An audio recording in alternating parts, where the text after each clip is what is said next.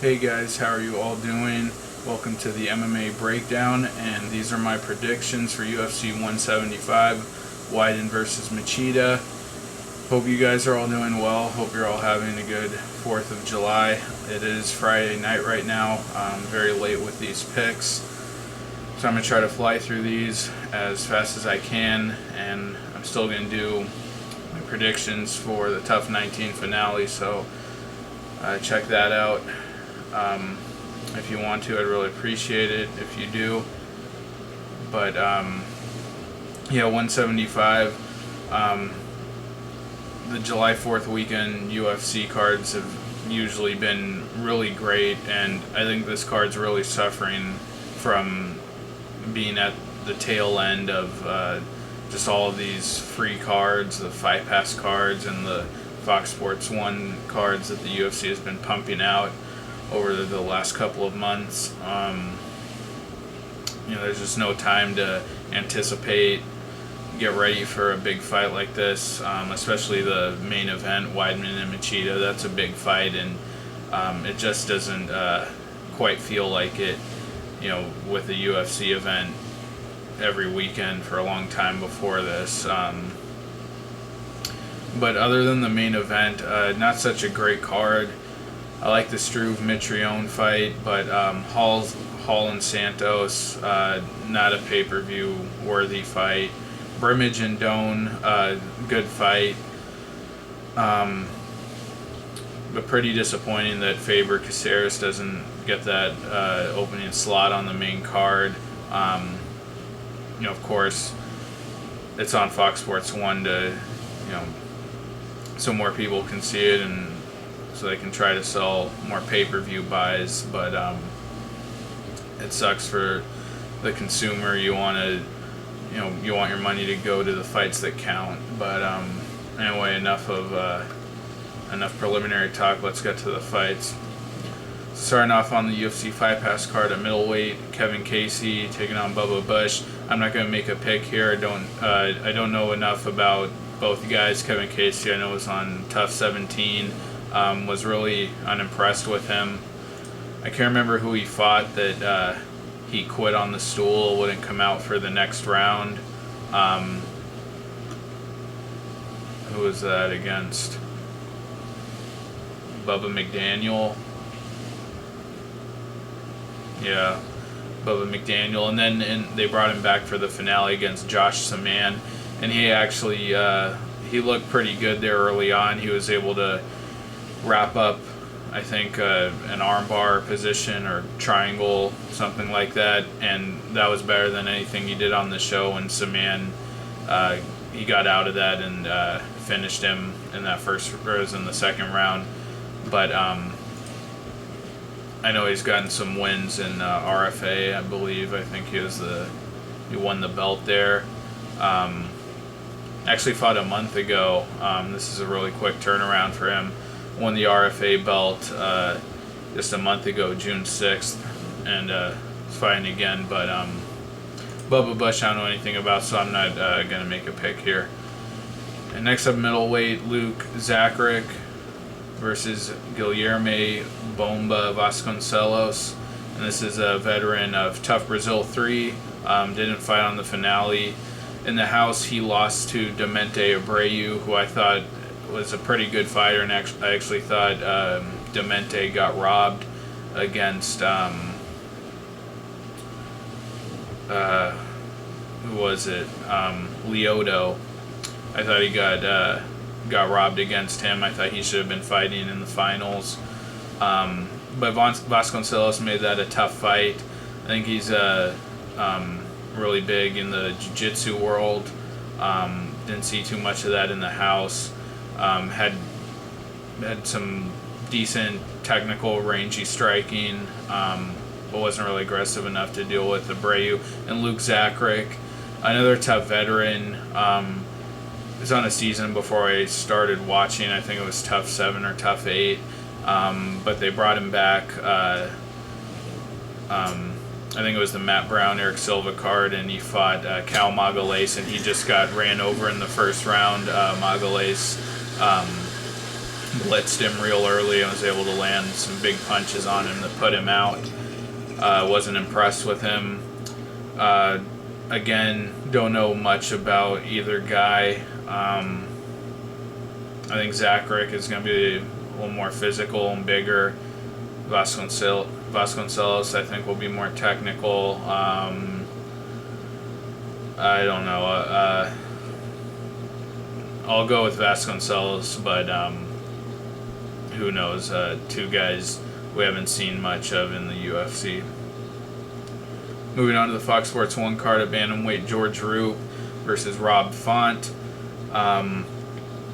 This is another fight where I'm not going to make a pick just because I don't know anything about Rob Font making his debut, and George Roop. I think this guy is one of the most inconsistent fighters in the UFC. He has great wins at times against guys finishing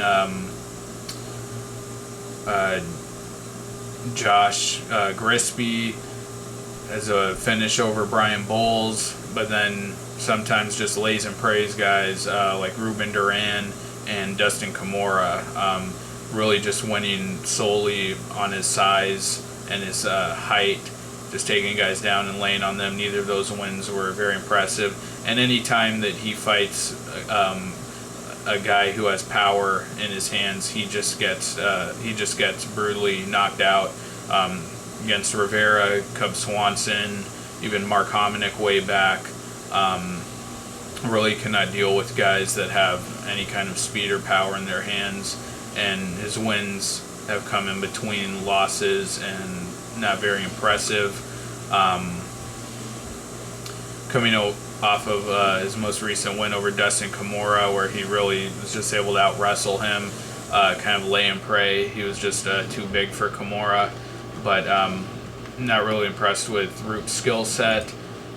And I don't feel comfortable taking him, just based on his wins and his UFC experience. I don't know anything about Rob Font. I've heard that he's a pretty hyped prospect, but Roop does have a lot of UFC and WEC experience, but I'm just not a big believer in him, and I'm not going to make a pick here. Next up in middleweight, Chris Kamikaze Camozzi taking on Bruno Santos. I'm taking Camozzi here.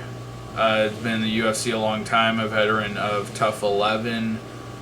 I don't even think he fought in the house that season. I think he got injured and they sent him home. But Camozzi doesn't have that impressive of a skill set, just kind of an average striker. Not very athletic, looks a bit slow and awkward at times.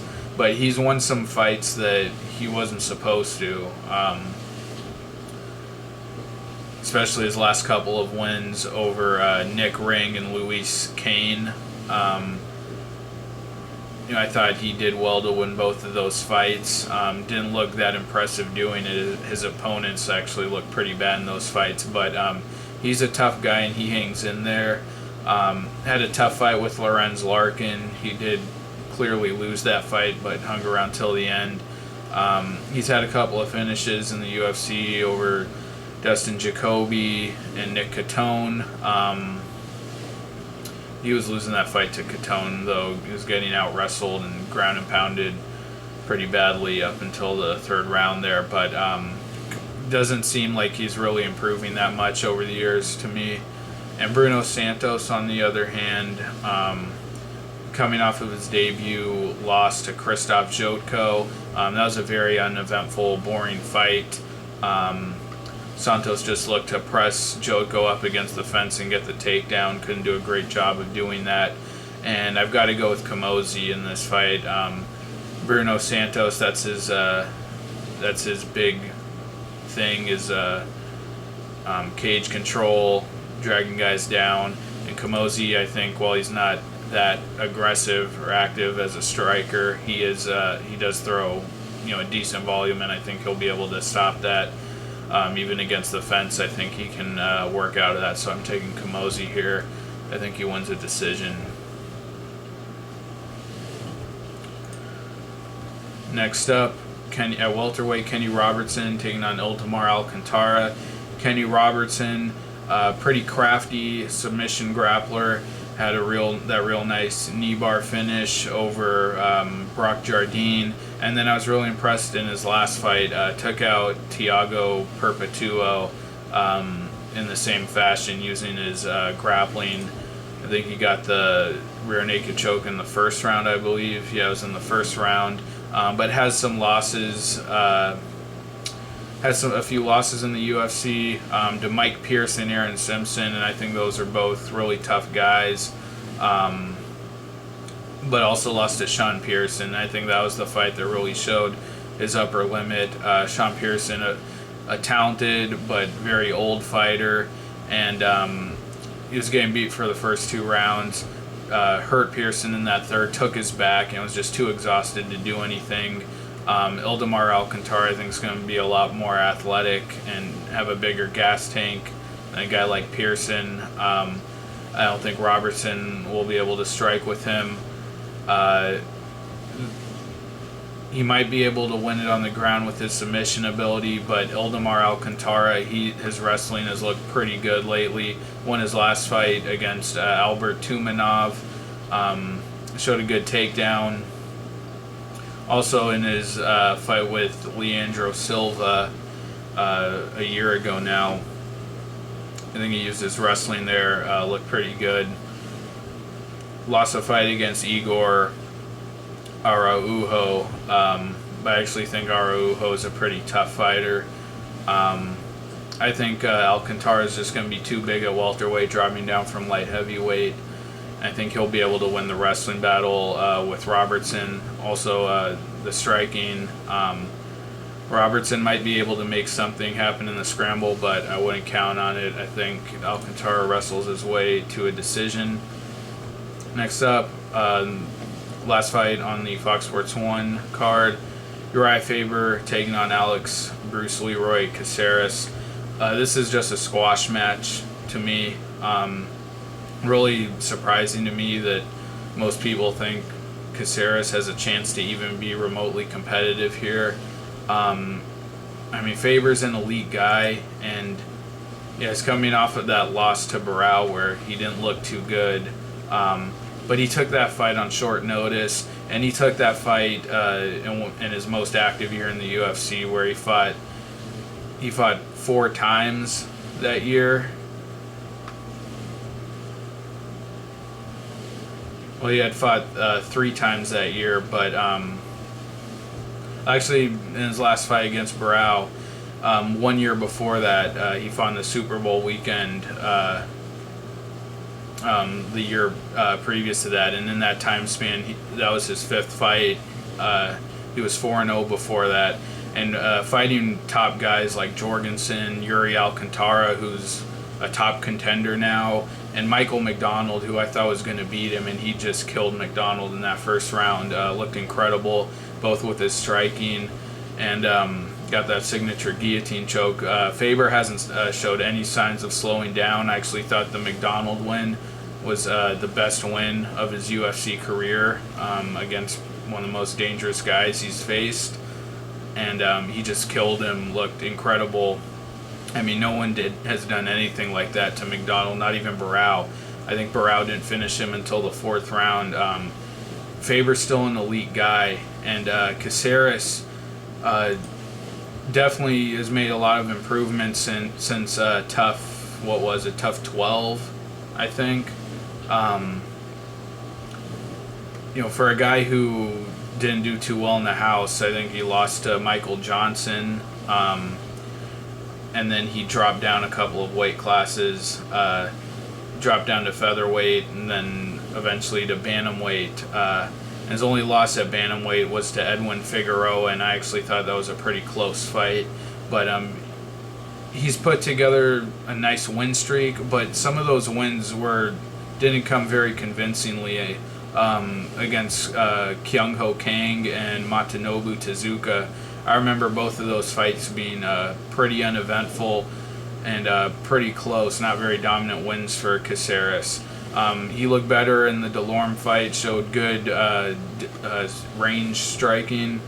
And against Sergio Pettis, he barely got by him. Pettis was really able to beat him up on the feet and really saved himself by getting that takedown late in the third round and getting the choke on Pettis. But Caceres is a talented scrambler and talented grappler, but do I think he's going to have any chance scrambling and grappling with Faber? Absolutely not. Faber's been a champion. He's had championship experience. Has only fought real top guys, top contenders, and has looked very good recently. I think this is a squash match. I don't think Caceres has anything for Faber on the feet. I mean, if Faber can hurt Michael McDonald on the feet, he can certainly hurt Caceres. I'll be very shocked if Caceres can even make it out of the first round. I think Faber hurts him on the feet and cinches up that guillotine choke. I'm taking Faber. And moving on to the main card at bantamweight, Marcus Brimage taking on Russell Doane. Marcus Brimage coming back from a long layoff.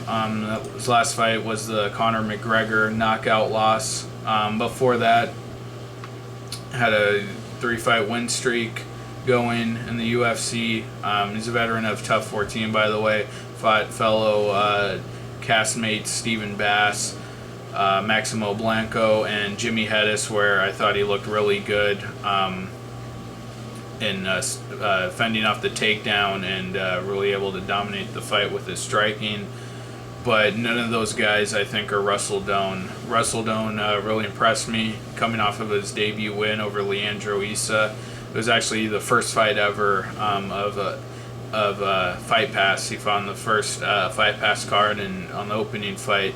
And Russell Doane, Hawaiian, comes out of the same camp as Max Holloway, I think Dustin Kimura, those guys. And Russell Doane really impressed me. He was very scrappy, aggressive with his striking on the feet. Got put in a triangle by Issa early, escaped it, and managed to wrap up his own triangle later and put Issa to sleep.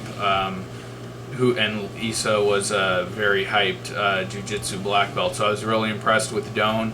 This is kind of a pick'em fight for me. Who knows how the layoff is going to affect Brimage.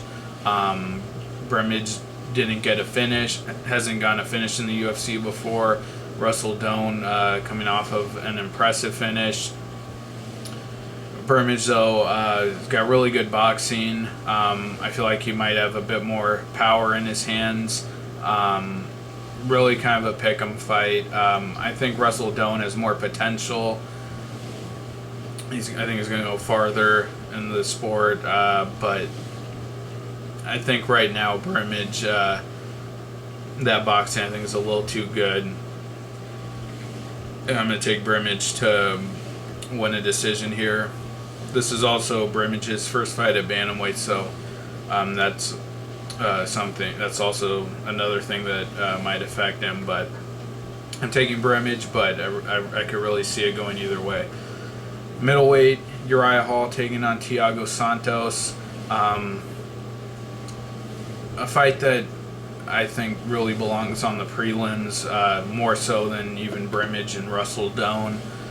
Uriah Hall just has not been the same guy since the Tough House, Tough 17, lost to Kelvin Gastelum. Just doesn't have the killer instinct. I thought he showed some improvement in his last win over Chris Lieben, but not much. I mean, Lieben that was his last fight, and Lieben had to quit. He couldn't answer the bell for the next round. Thiago Santos, on the other hand, coming off of a great win over Hani Marks. Hani Marks was a guy I really thought a lot of before that fight. Beat some good guys. Beat Aaron Simpson when he was still a significant fighter in the UFC. Had a win over Andrew Craig, but dropped a fight to Yoel Romero. But Thiago Santos in that fight, right at the opening bell, it didn't even last a minute. he nailed him with a body kick to the liver, put him down, and just jumped on him. I was very impressed. But he's a veteran of Tough Brazil 2, and in the house I was not impressed with him at all. He lost to the eventual winner, what's that guy's name? Leo Santos. Then he got killed by Cesar Mutanche Ferreira. Just got guillotined real quickly in the first round.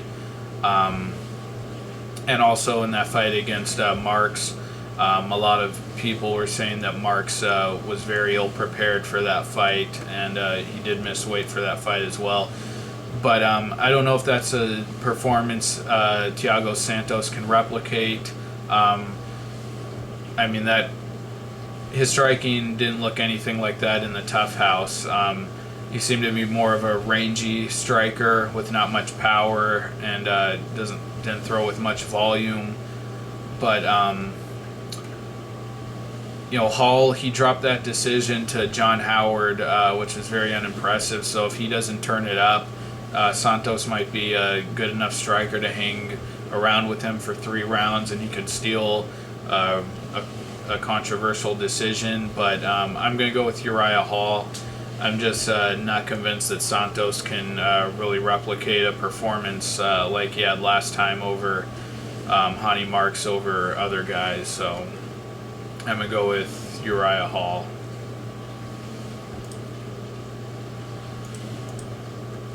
And next up, this is actually a real fun fight that I'm really looking forward to. I think one of the better fights on the card, on the entire card. Heavyweight Stefan Struve making his return. Stefan the Skyscraper Struve to fight Matt Meathead Mitrione.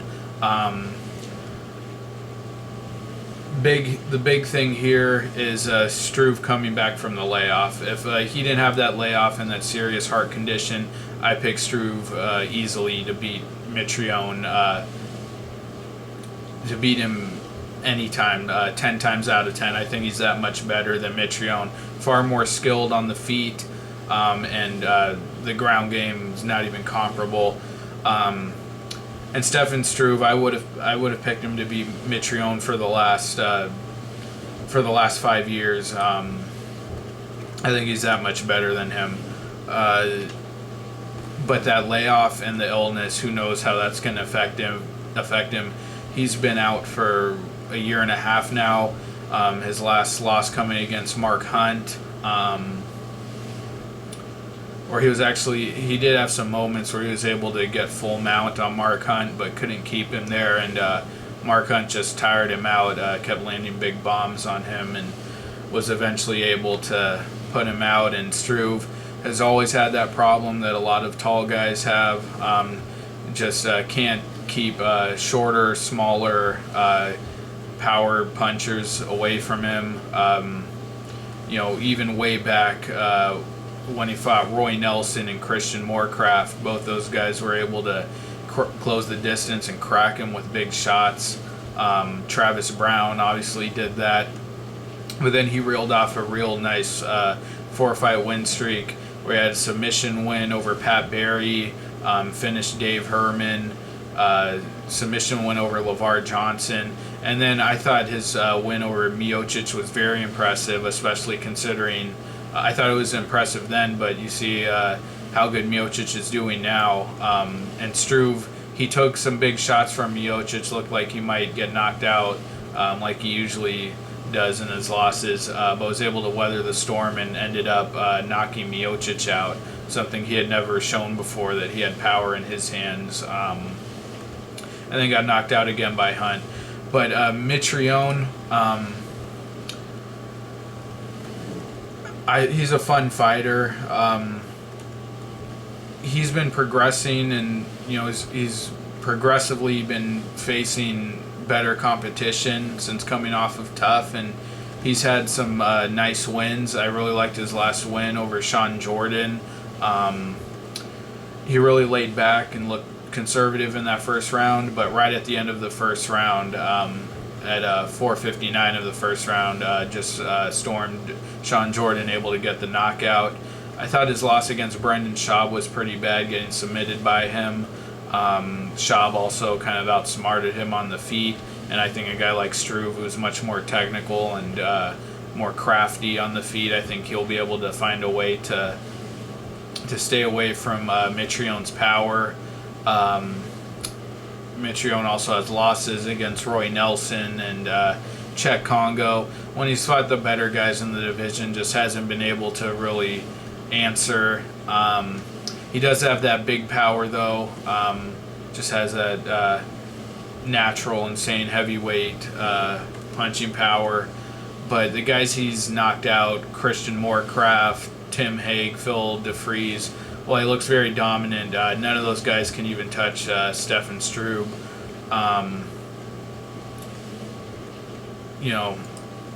That layoff, I'm sure it's going to play some role, but if that's the only case I can make for Mitrione, I got to go with Stefan Struve. I think he's just a more technical, better striker. Mitrione is good at closing the distance, but I think Struve, I think he's good enough to pull guard like he did against LeVar Johnson. I really think he's going to come back in a big way here. I'm pulling for him, but I do think he's going to get the win. And moving on to the co-main event for the women's bantamweight title, Ronda Rousey taking on Alexis Davis. Even though this is a title fight, I'm just not excited for it at all, and it's because of Rousey's opponent, Alexis Davis. This is, on paper, this is by far her easiest opponent, and this should be her easiest fight in the UFC so far. Alexis Davis, I didn't even think she beat Jessica Eye. I thought Jessica Eye won that fight. She did look good. I think it was in the second round where she got her down, started working her wrestling and her ground game. But since coming to the UFC, the fight over with Rosie Sexton, where she gassed real badly, wasn't impressive. Then fought Liz Carmouche in a fight that literally put me to sleep. All she could do was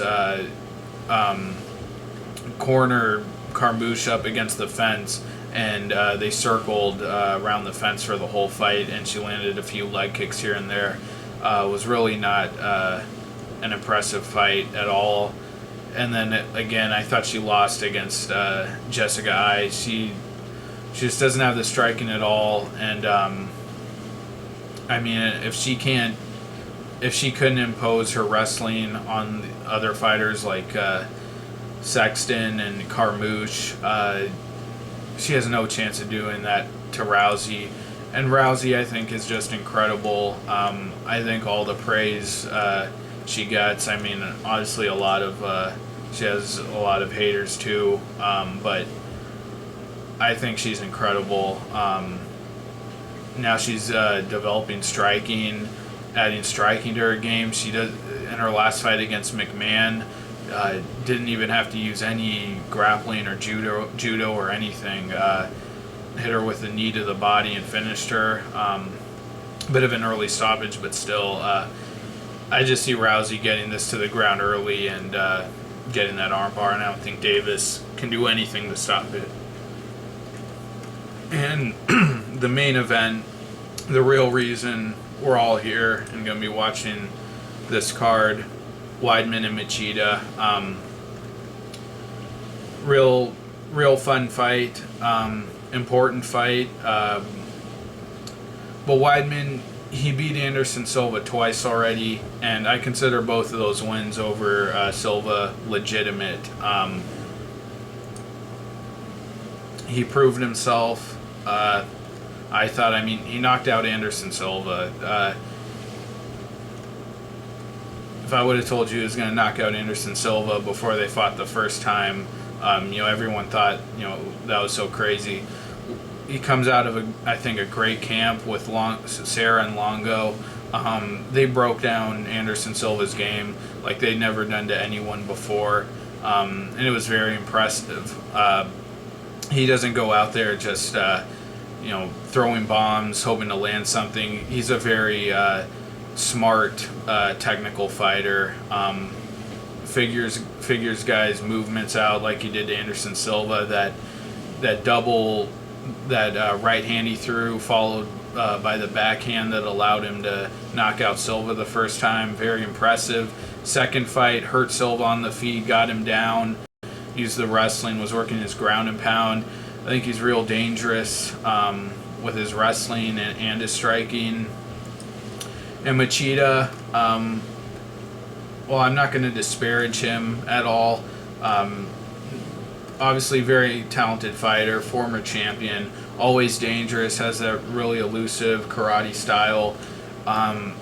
He's just not active enough. And if guys like Phil Davis can figure out how to get a win over Machida, Rampage Jackson when he was far past his prime, if those guys can figure out how to win fights against Machida, figure out how to stay away, not get hurt, caught by his striking style, get their shots in.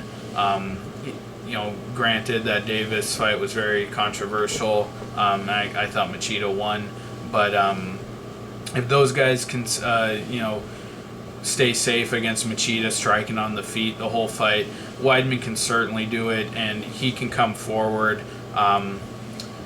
Machida has caught guys before when they come in, most notably Ryan Bader, but Weidman's not going to be helpless on the feet like that.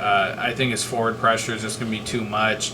Mousasi, even though he was getting pretty badly outstruck by Machida, he was still able to walk him down, move him towards the cage. And Machida, I just don't think is active enough to win a decision, especially over 5 rounds. I think his only chance is really getting the finish.